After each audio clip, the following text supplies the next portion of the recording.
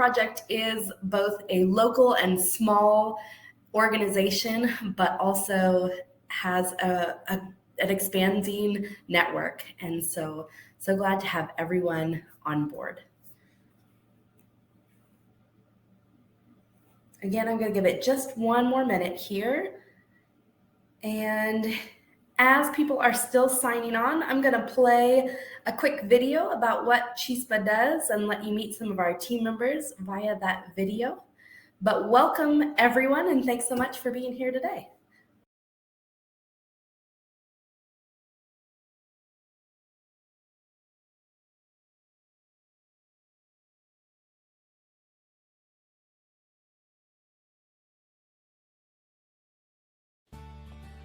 Hi everyone, my name is Lydia. And I'm Sarah, and we both work for Chispa Project. We're sending this message and saludos from Honduras.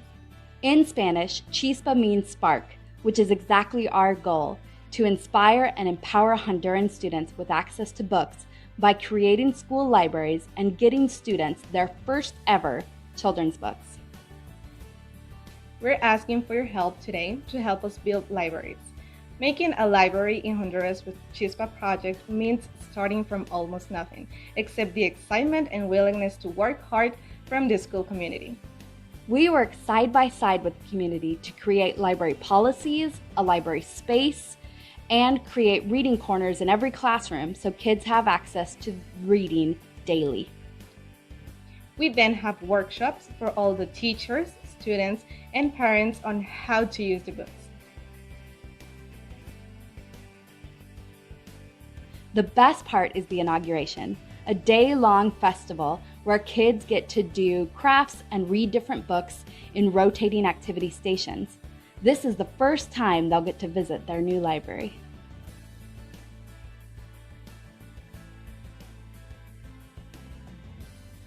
We need your help in getting kids their first books. Donate $100 today towards our goal as we get ready for the new Honduran school year that starts in February. We're able to do a lot with a little as a grassroots organization. Each library includes over 500 different book titles, bookshelves, decorations, pillows, mats, and training materials. And Chispa provides support over the entire school year.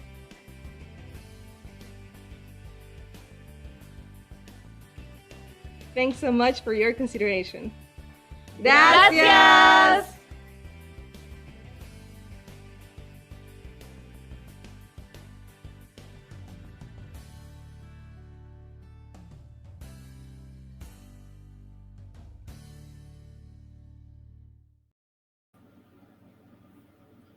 All right, folks. Well, welcome everyone today. As I mentioned before, we've got folks from all over, including several folks from Honduras, some of our old board members, some of our new board members, as well as previous volunteers, folks that have helped sponsor libraries, and then some new folks that are here to learn a little bit more about Chispa today. So we are going to kind of cover it all.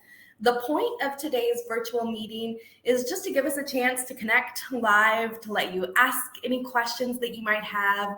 We'll talk about what Chispa does quickly, as well as what this year has looked like in 2022 with the pandemic kind of starting to do whatever it's doing, entering a new stage of pandemic and letting schools start to reopen in Honduras. And then also starting to think about what 2023 looks like. So in Honduras, we are at the end of the school year. You'll remember that the school year runs from February through November, and kids take off for the coffee picking season for their summers. And so this is just our chance to connect and talk about what next year is going to look like and let you ask any questions. So in that chat area, feel free to drop any questions, and I will get us started with a poll. So I want to know of the folks here today, because there's some folks I recognize, some folks I don't. What would you like to hear most about today? Because we do get to adapt this meeting a little bit based on our participants. So go ahead and answer that poll. what do you want to know most about today?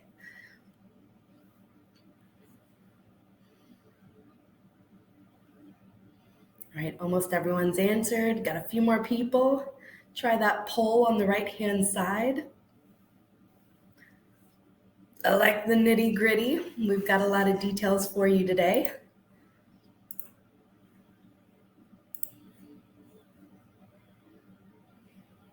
Great. So a lot of folks want to know what's coming up for 2023. That's awesome. We are going to talk just quickly because I know a lot of you do know about Chispa already. And so we'll do some quick overviews about what Chispa does.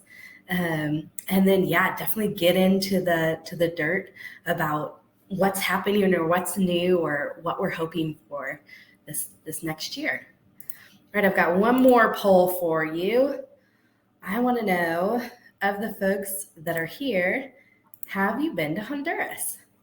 So again, a lot of folks that I recognize on our attendee list today, but a lot of folks that are new.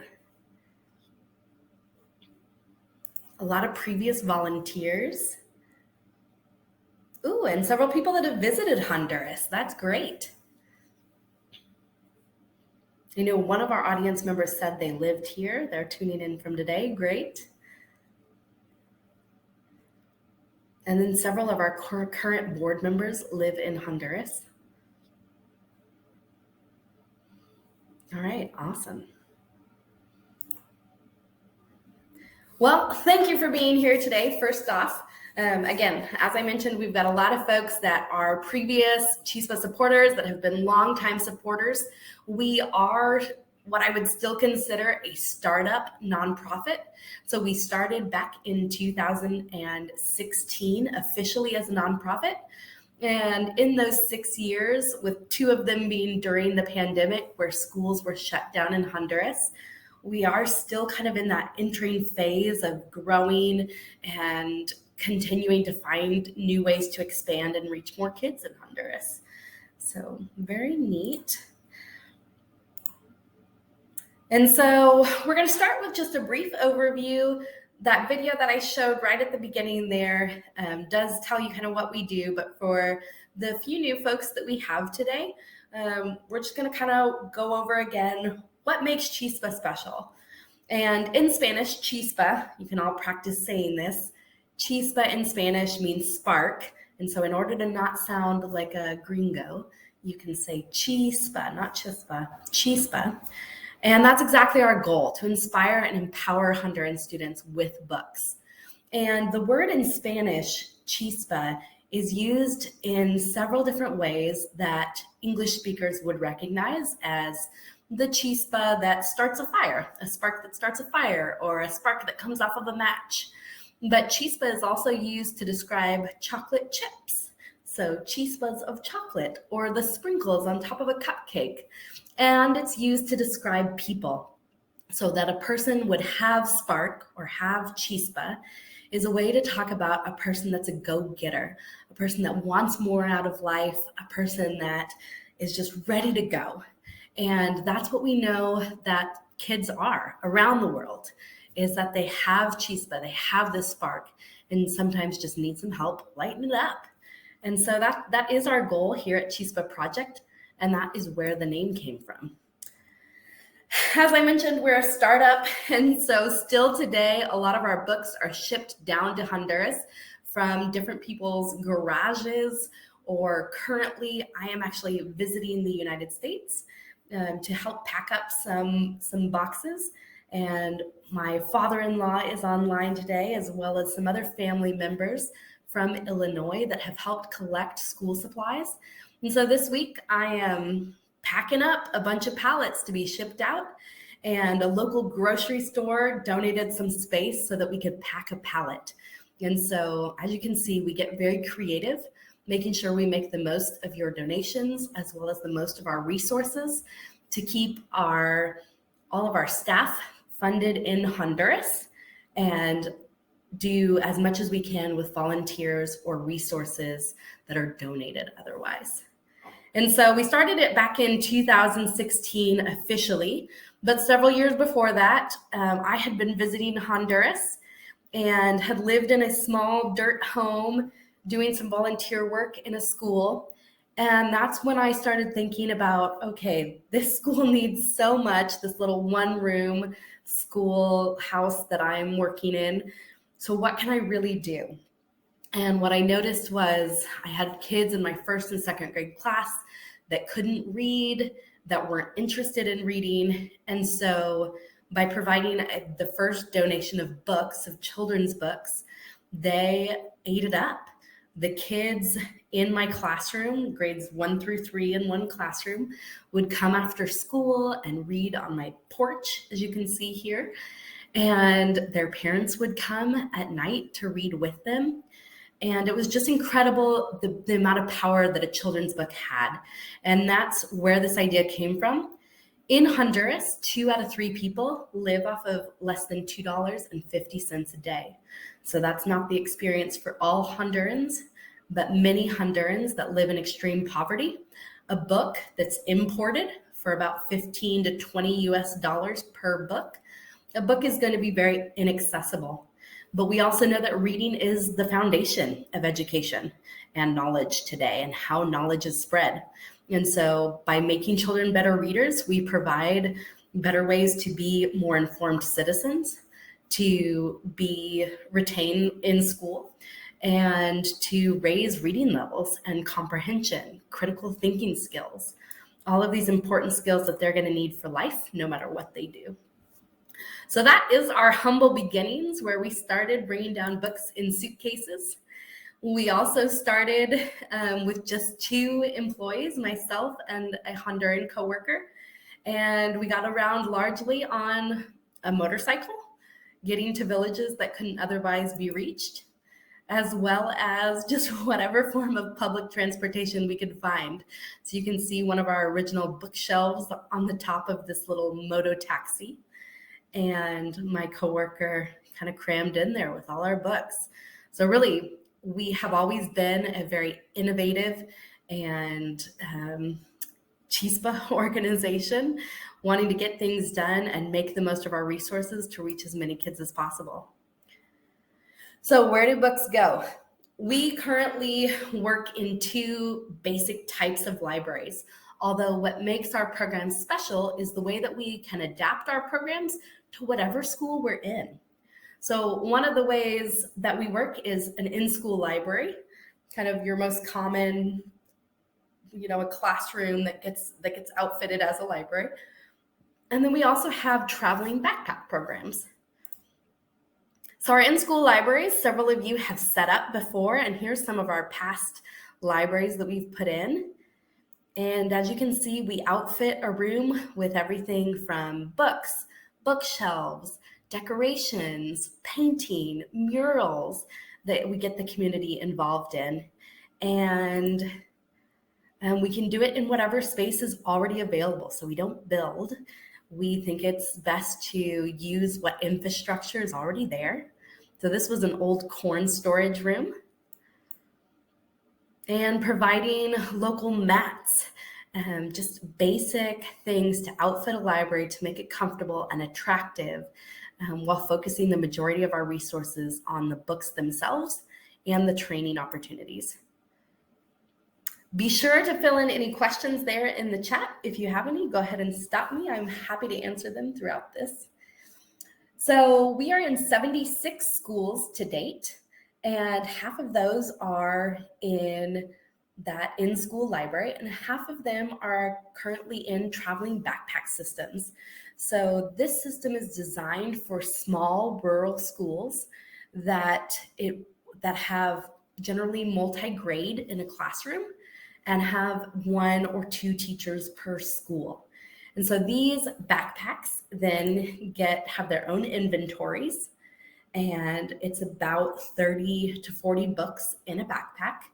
And the backpacks can be exchanged throughout a school district. So we'll work with a whole school district, around 20 teachers, around, let's say, 400, 500 kids. And this helps reach schools that we never would have been able to access without trying to help this whole school system. And so every teacher in the school district gets a backpack, and they can exchange that backpack throughout the year. And their backpack has a little notebook in it that helps us track how many times it's been used, where it's been rotated, what schools it got to. And at the end of the year, that school district comes together and checks off the inventory and accounts for their whole system of traveling backpacks. So it's a great way to reach some of our smaller schools and make the most use of our time with staff and programming to be able to provide for all these 20 teachers instead of just 1 or 2 teachers, 30 to 50 students at a time. So we provide a little reading corner for every student in the school, every teacher in the school district. And here's some of the different ways that the teachers have outfitted their reading corners. I'm going to get very creative. So some of the things that makes our program special and some of the things that we've developed over the years is really this process that involves the community, where we work alongside the community and make sure that we provide training for as many leaders in the community as possible. So to start, once we've selected a school, which is one of the most difficult parts of our job, currently we have over 300 schools on our wait list of schools that would like library programs, but we are limited to how many we can help based on our funding. And so once we choose a school, because we're looking for schools that have strong leadership, as well as show that they are willing to work and volunteer in their own program, we create a library committee. And the library committee is then who we work with for several months, preparing, making their policies, their mission. The committee is also responsible for helping fundraise a symbolic portion of the funds. So about 4% of every project comes from the community itself. And that really helps the buy-in and helps us have a more equal relationship in that we both fundraised for this project. We are both in it together. We're both putting our time and our money into the library. It's a really neat part about what we do. So after we form the committee, we work several months with training the committee that makes all the decisions about their local library. We then install the library. And so this is where several volunteers will recognize what they've done in painting murals in both the classrooms and the library itself. We also put in all the bookshelves, inventory all the books so that the school has a whole list. And then we do training. So the library is installed and we have a training for the teachers, a training for the parents, things that they can do from home, even if they can't read, and then a training for the kids. How do you treat a book that's not a textbook that you want to hang on to? And so our programming is one of the most important parts about what we do. We don't just drop off books. We think that programming and coming alongside with decision-making and developing local leaders is the most important part of our job. So as I mentioned, we have several different trainings that we do throughout our year-long programming at a school.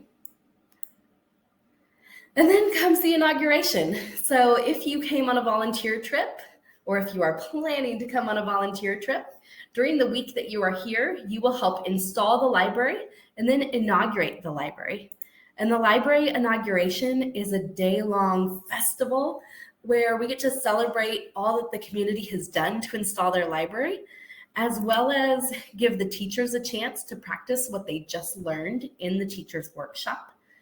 And finally, the kids get to see the range of books, because this is often the students' first access to a children's book. They don't always know what that entails or how exciting it can be. And it's not always not only the student's first book, it's often the teacher's first children's book.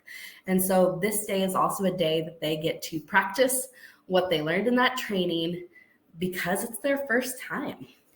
So some of the activities we do include things like a nonfiction book about penguins. Here they do a book about scripts from a theater and then get to make their own paperback puppet. They get to visit their library for the first time and talk about how to take care of it. And then finally comes the sustainability. So in those first couple months, we do the bulk of kind of the work in terms of setup, installing the library, inaugurating the library, but then comes the sustainability. So after a library gets installed, we want to make sure that it's working the way we all planned, the way CHISPA planned, the way the library committee expected. Are the teachers all understanding what they learned in the training? We do evaluations, follow up, and make sure there's no other training that is necessary. And if it's necessary, we do that too. So in that last picture, you saw one of our newest coworkers, Glenn, and I'm going to invite Glenn on stage now. Ooh, just looking for him. And he is going to share a little bit about his job. He is actually not being able to connect right now, it looks like. I am here in the US with pretty good internet, but sometimes our internet in Honduras is not great. Oh no, great. Hi, Glenn. So Glenn's job, he's going to talk a little bit about what he does. And he is one of our school liaisons. So the technical administrator that works directly with the school from the beginning of this process to the end.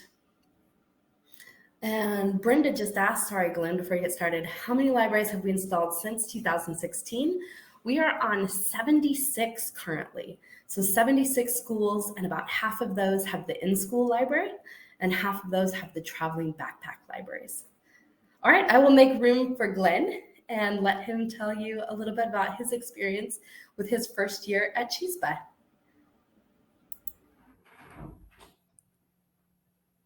Okay, hello, my name is Glenn Miralda.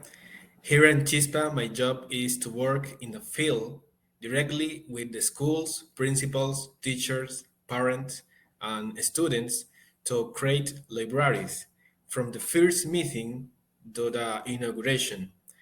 Then I continue to evaluate and accompany the school to make sure the library is self-sustainable.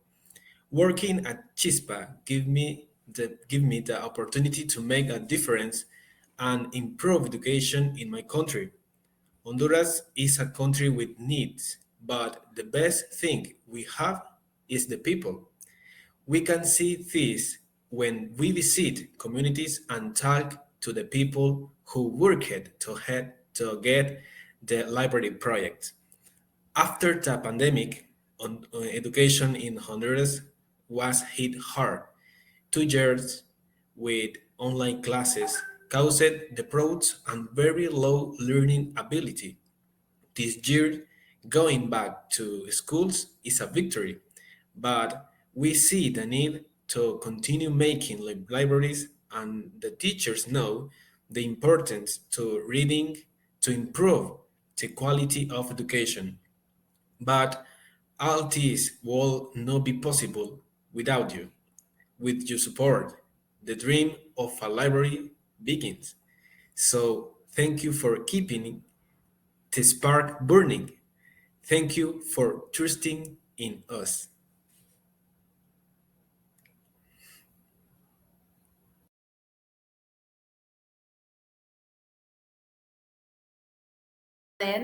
Glenn started this year and he was in charge of 4 libraries, 4 bibliotecas este año.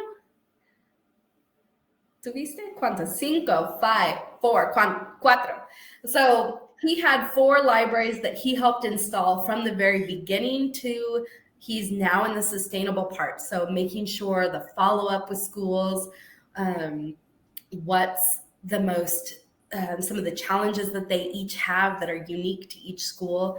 So Glenn is one of 3 people that work in directly with the schools. And so great part about what he does, and his degree is in pedagogy. And so the science of learning. Any questions for Glenn before I let him sign off? He really worked hard with his English to be able to present to you today. So any questions about what he does? ¿Algo más, Glenn, que quieres incluir?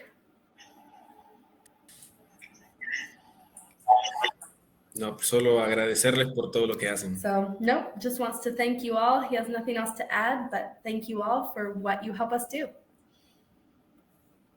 All right, we will say goodbye to Glenn, but if any other questions come up for him, feel free to ask in that chat area. Thanks, Glenn.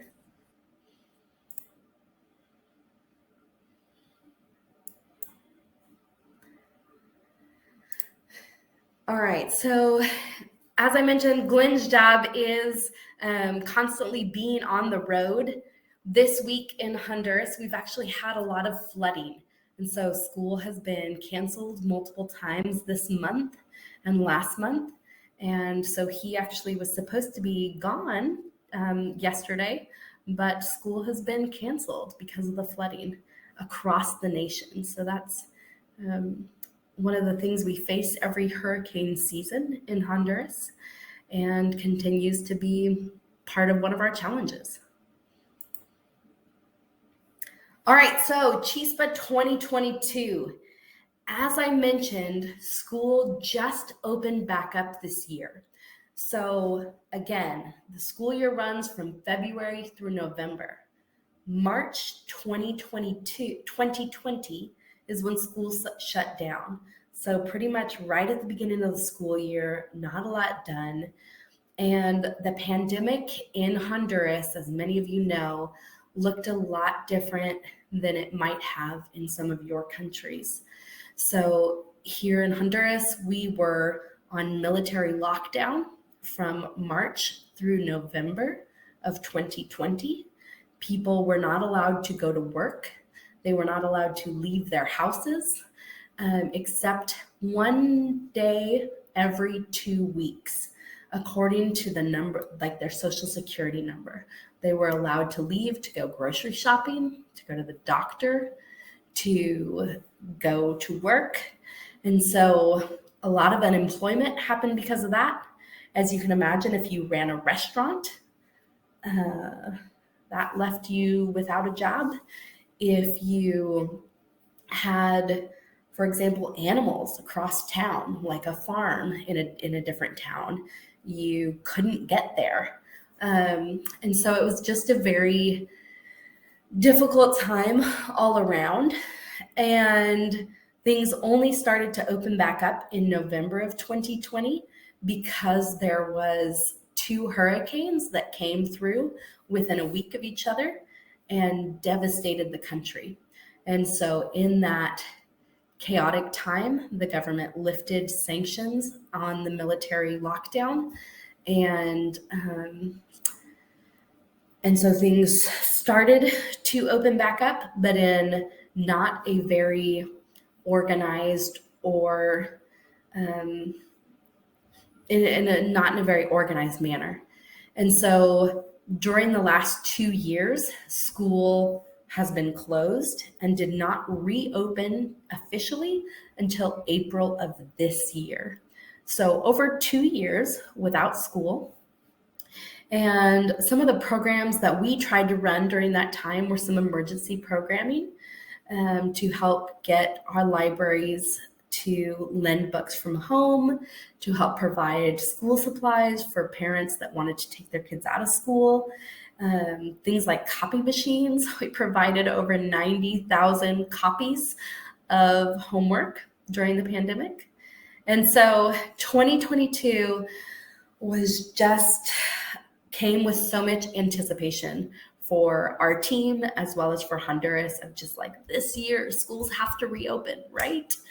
And so when they reopened in April, we really took off running.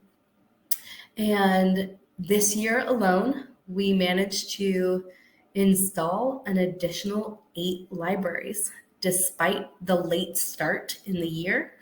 And so these are some of the libraries that we installed this year. Jenny, you'll recognize this one as one that you put in. So we had 3 volunteer trips this year, and this was put in by volunteers, by a family group that came down in honor of their grandmother, and with the help of several Rotary clubs, helped get this library funded. This school was put in by a Presbyterian youth group that helped raise a good portion of the funds for this library, alongside Chispa pitched in a little bit. And they put in this library for 1,000 kids, so over 2,000 books. This library was put in by another nonprofit that works in Tegucigalpa and in the capital city. And so you can see some kind of new furniture that we tried out this year with that program. This little school had a great story, and we get a text message on our Chispa phone that says, please, we would like a library in Juan Lindo School. And then a couple hours later, I get a message on Facebook. Please, we would like a library at the Juan Lindo School. And over the next 48 hours, we get all these messages, text messages, Facebook messages, an email from the principal that says, please put in a library in our school. And so this school has actually 2 campuses, and we were able to get them funded thanks to some private donors, as well as a Rotaract, so a young Rotary club that helped sponsor them. And this is a library. This is the sister school, and they have about 350 kids that we reached, about almost 2 hours outside of Tegucigalpa. This one you'll recognize as the Marty Abbott Library. And this library was put in by volunteers, and the school decided to recognize one of their donors by putting her name on the library. So this library got, I believe, around 1,400 books. So a pretty big school too. This was our June volunteer trip that put in, this is the first time we've put books in a middle school. So normally we focus on elementary schools. It's where we make the most impact. It's where we can change reading habits and have the biggest impact on kids' reading habits and their critical thinking skills. But we had the opportunity to work with this middle school that is in a small mining community up in the mountains outside of Tegucigalpa, and really enjoyed putting in a library here for their school. And they are doing incredibly well. Their librarian that you can see there in the red shirt is just very involved and very excited about making sure that library collection gets used. And you can see in maybe the bottom left-hand corner, the little box set of books. And this box set is Harry Potter. And one of the feedback that we got from the librarian was, well, I'm lending out books, but I'm not lending the Harry Potter set because I don't want to lose it. Because apparently, the kids are so excited to see these books. Harry Potter books are incredibly expensive in Honduras. And so we promised him that if he lent out those books, if he could show us by the end of the year that he had been lending out the Harry Potter books, we would give them a second set. So we do try and be very creative and have unique solutions for each library, and that includes this middle school.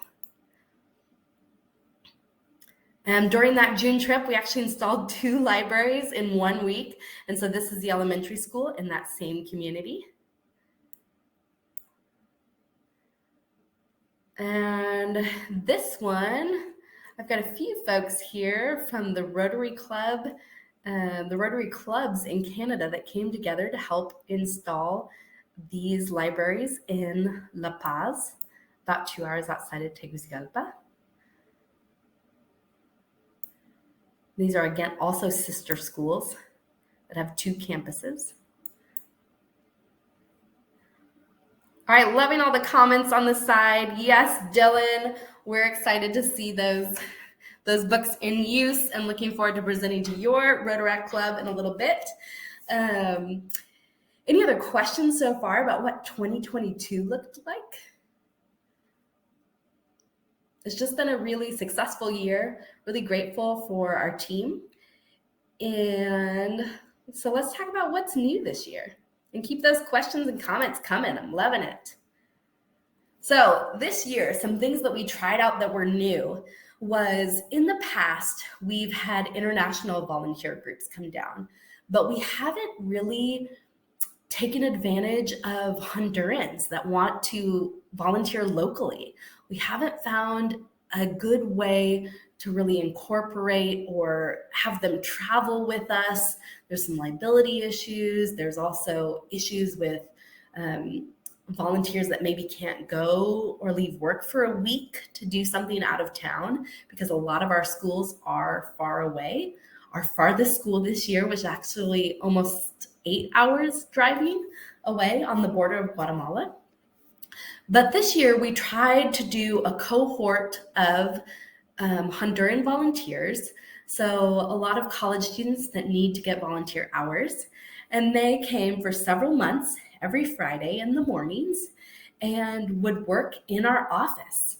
And so they would sticker books, get inventories ready for schools. They helped set up for our inauguration, so counting all the school supplies to make sure we have enough for all those activity stations. And just generally helped with office things, as well as at the very end of their time, went to a local inauguration and helped with those activity stations. So that was something new we tried out very successfully this year and hope to copy next year. So if you've been paying attention on our Facebook, we've actually just put up a job posting for a new volunteer coordinator. So a volunteer coordinator that will work full-time in coordinating Honduran as well as our international volunteer groups. So that's something to look forward to if you are coming next year. We also worked with Honduran volunteers in terms of painting. So we found a mural group of painters that they came and helped out in 3 of our libraries. So they came with our May group to help with our international volunteers, but they really changed the game for how some of our paintings look.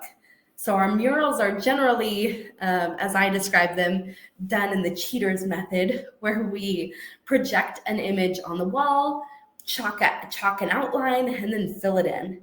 They look pretty good. You'd be surprised. But that way we can get community members involved. We can get international volunteers involved to put in these murals, not only in the library itself, but also small murals in every classroom that remind kids of why they should love reading.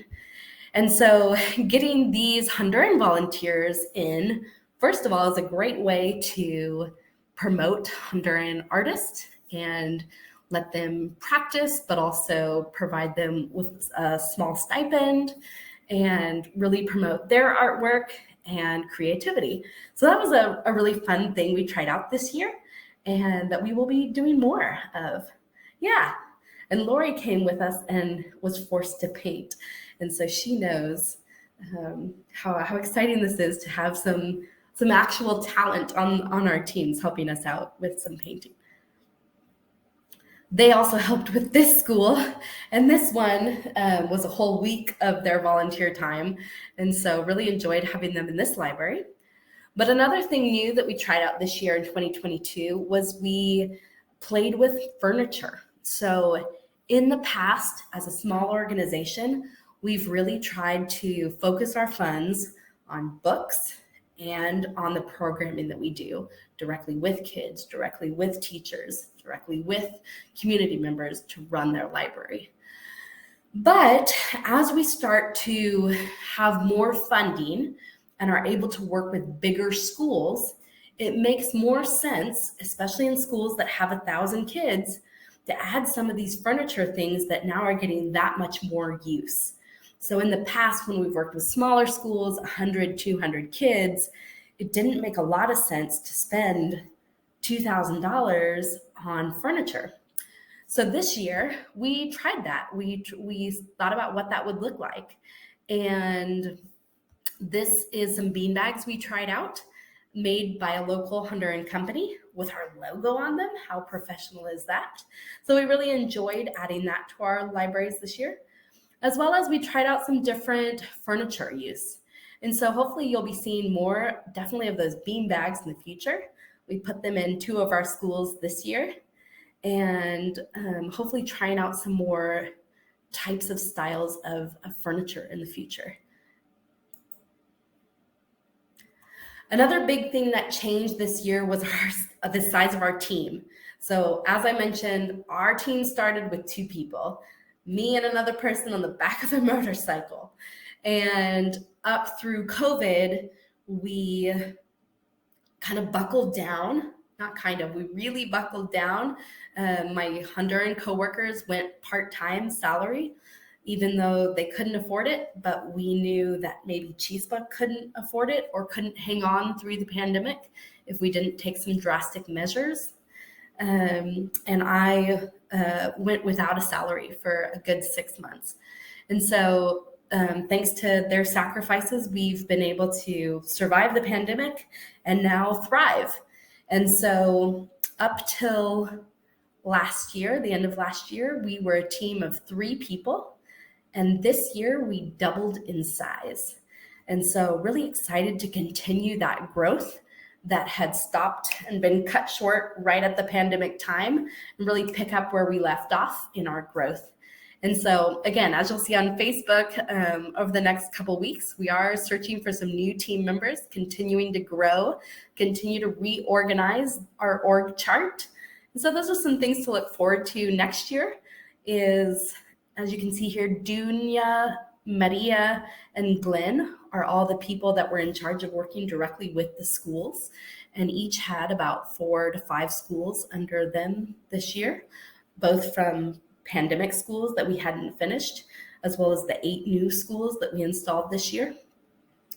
And so we'll be looking to expand their team, as well as adding some upper management. So one of the things we've always talked about doing as a nonprofit is making sure that we have Honduran leadership, and we hope to start in that direction this coming year.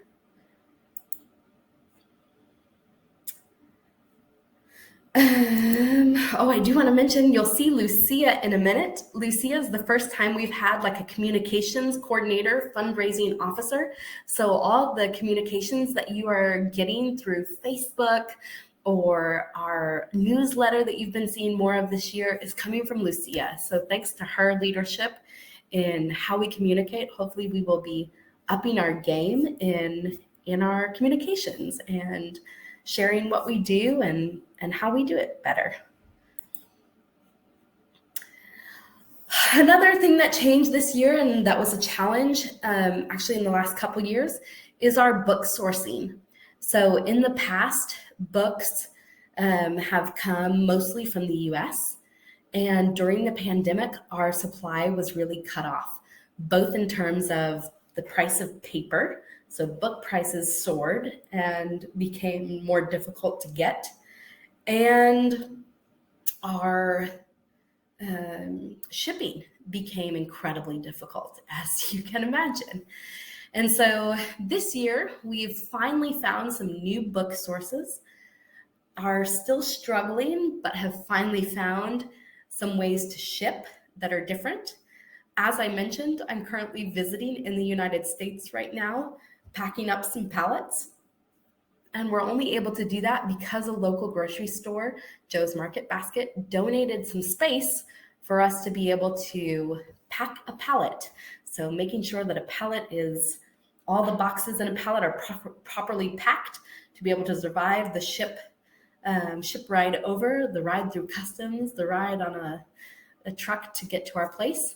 And also grateful to all the folks, including my in-laws, that have donated space in their garages for all these books and school supplies that have come in. So that has been something very different for us this year.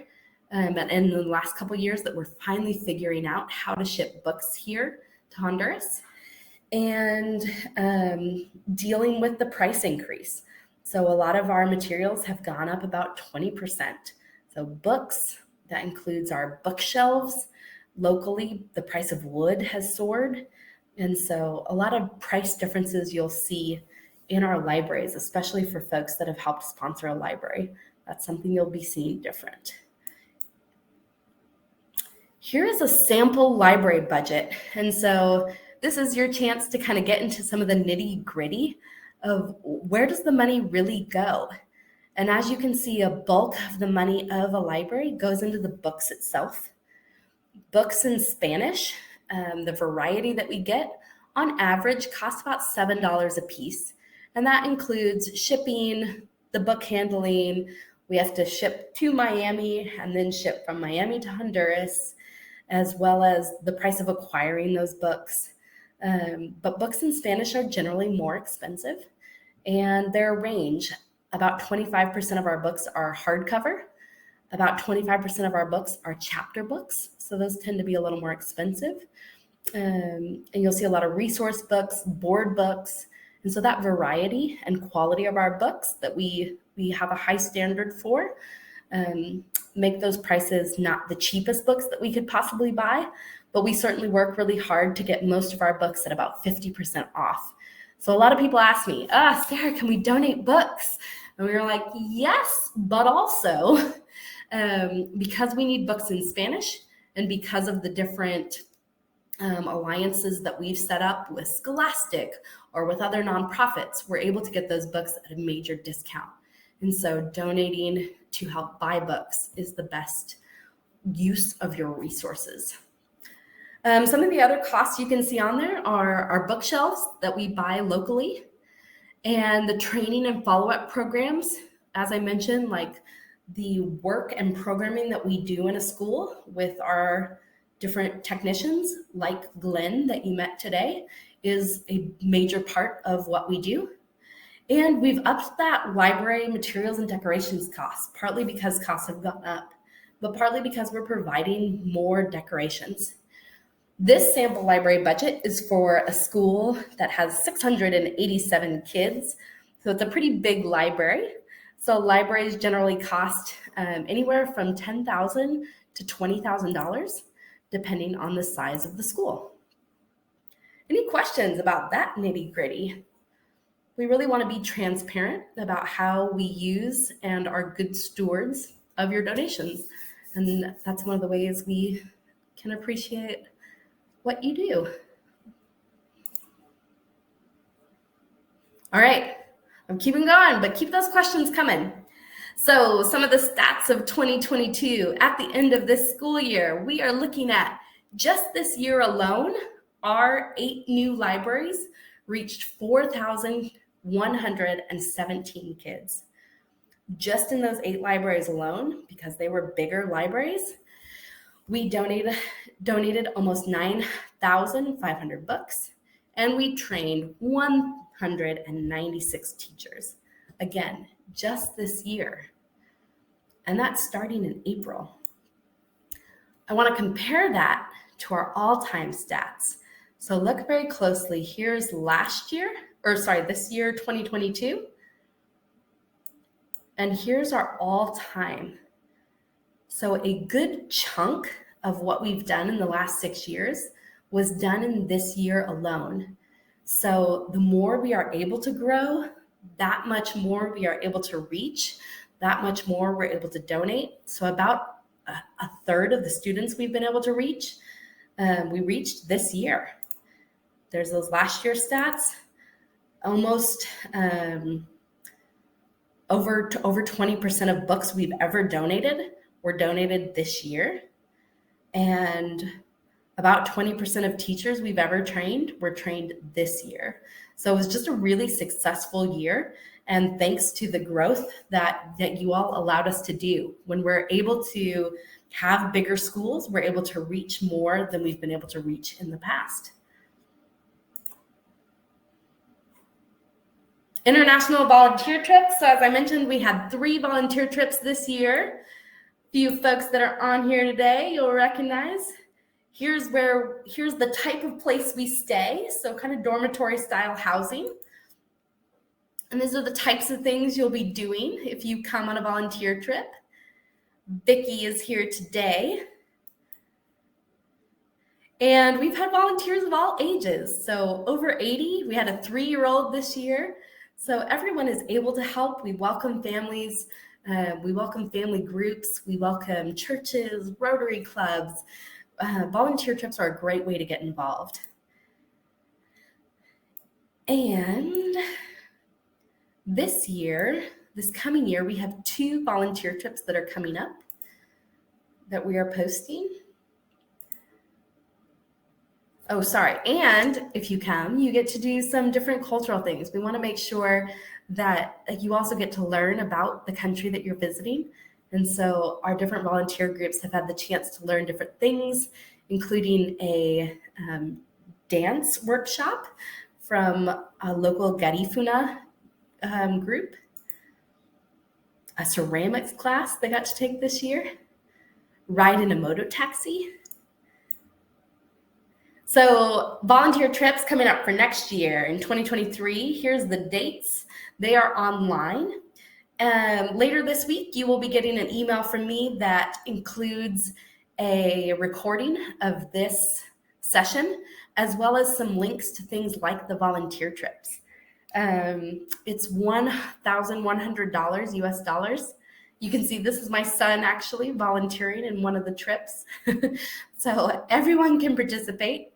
And that price goes into covering your trip costs, but also almost a third of that goes into the library itself. So we would like you to help volunteer your time as well as your resources when you come. So how can you help? Things you can do. First of all, thank you to all of you who have donated. Many of you are monthly donors. That makes a huge difference to helping us plan. But also we have a couple new ways that you can help donate this year, and kind of interesting. One is we're offering a new library sponsorship program. So if you personally, or if you'd like to get your group, like a service group or your church involved, we've made these categories for sponsoring a library, and this helps us change what comes first. In the past, we've had to figure out, we've had this weird balancing act between how much a donor can give or a group can give, and then we have to go scramble and find a library that fits that size donation. And instead, this library sponsorship level allows us to assign donors and group donors to different schools that are actually next in line or most prioritized. And so this kind of helps us plan, as well as helps us pick the schools that are most prepared to have a library, instead of trying to find a library that matches the donor. So I encourage you, again, I'm going to send out this link, to think about ways that you personally can donate to be one of these sponsorship levels. And that includes, you can make this a monthly donor thing, or you can get a group involved. So your church or your community service group, Rotary groups, Kiwanis, all these groups can help be a library sponsor, your work. So please consider that. And then there's some different things that we will provide to those sponsorship levels, including email updates about the library you're sponsoring, or thank you letters from the kids, your name painted in the library, you get a commemorative photo album. So just some different ways that we can thank you according to those different sponsorship levels. And we'll be sending that out. But that is a new program we're trying out this year. So kind of cool. Next, I'd like to introduce, let's see here. I'd like to introduce Lucia to present today. And Lucia is our communications and fundraising officer. And so she will tell you about our dedicated book program that's new this year. Hi, everyone. I'm so pleased that you can join us today. And as Sana mentioned, I'm like handling communications. So I would like you to let you know that we're about to launch our end of year campaign, which is about to dedicate a book. So you will be receiving more information about how this is going to work. But basically, is that you can donate a book in the name of a loved one. It comes out of 25 per book, or you can buy 5 books, donate 5 books, or dedicate 5 books for $100. So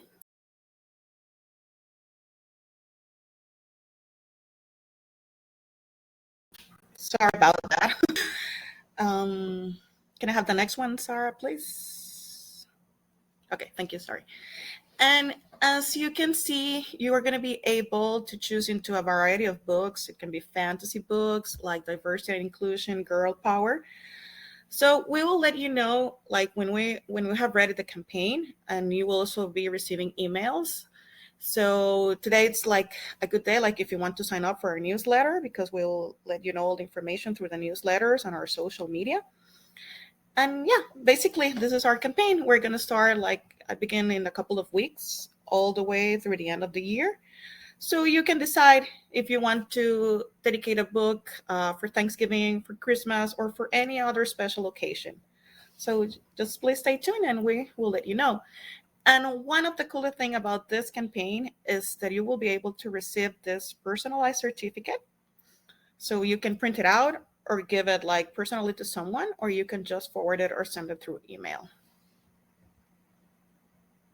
So if you have any questions, you can just write them down through the chat. And as I mentioned before, you will be receiving more detailed information about the campaign. And actually, Lucia didn't know, but I made that campaign live today. And so you can go online at chispaproject.org/dedicate and dedicate a book. Again, we'll send out those links, but it's a great thing to be able to do as a present. And we will be working hard to send you these personalized certificates that you can then send out and show the exact book that we dedicated in your honor or the honor of someone as a gift. So any questions about that? Does that make sense? It's definitely a cool new program that we pulled out this year. And we would like to think that every time that a kid opens a book and there's like the name inside, they would think like, oh, this is the person that actually make this possible, like that I have these books in my hand. So I think it's something really nice and such a great gift. Yeah, Lucia's already pulled out 3. Wants 3 of them dedicated. So yeah, great program. Definitely check that out. New this year. All right, folks. That is all we've got so far. Any questions that we can answer in the meantime? Any nitty gritty that we didn't get to?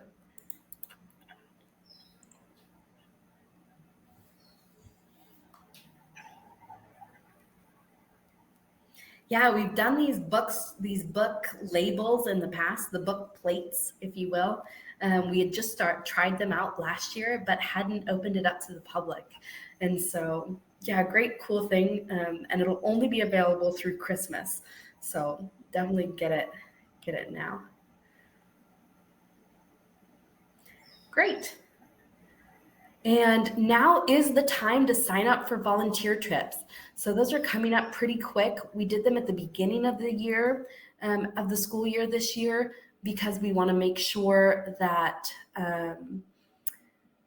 that kids get to have their library as soon as possible. So we've got the February and March trips coming up, and we will add some details in the letter the email that we send at the end of this week that will have all the links that we talked about today. So lots of new things. The trips this year, we haven't decided exactly where we're going. We're making one trip, probably the March trip will be locally, so here in Tegucigalpa, and the February trip will be a little out of town. So something to look forward to, but definitely reach out to us if you have questions. Our phone number, we have a US phone number listed. Give us a ring, and we take all ages, but not Janet. Just kidding. And Dylan, yeah, I'd love to have you come on one of these trips instead of just a Rotary trip. Yeah, so how do the staff salaries work into a library budget? In that library budget, you saw about $1,500 of the library cost goes into staffing. So making sure that their time is covered, because a big portion of what they do throughout the year is in the libraries directly with the communities. And so we count that as a big portion of the library. In the grand scheme of things, if you're looking at a $10,000, $20,000 library, $1,500 covers about 2 months of salary. And so not a lot, but also enough. And so that is how we include it in the library budget. Great question. All right, folks, I know we've hit that hour, so I will let you start to sign off, but I'm happy to stay on and answer any questions. Has the first pallet arrived yet? We did ship with a different company this year and have had good success with them. And so we've received about 4 pallets so far through that company, and just got another pallet yesterday, actually, of books. Thanks, Jenny. All right, folks, good to see you all. I'll let you sign off. But again, any questions, I'll stay on and chat. Thank you so much. Kelsey is our new board president this year, so glad to have her on board. Thanks, I'm so glad. Hope to see you soon, Dylan, too. Thank you, Carrie, for all your support. Hope to get you down here sometime. All right, folks, have a good day. Thank you so much for joining us, and please stay in touch. All right, talk to you all soon.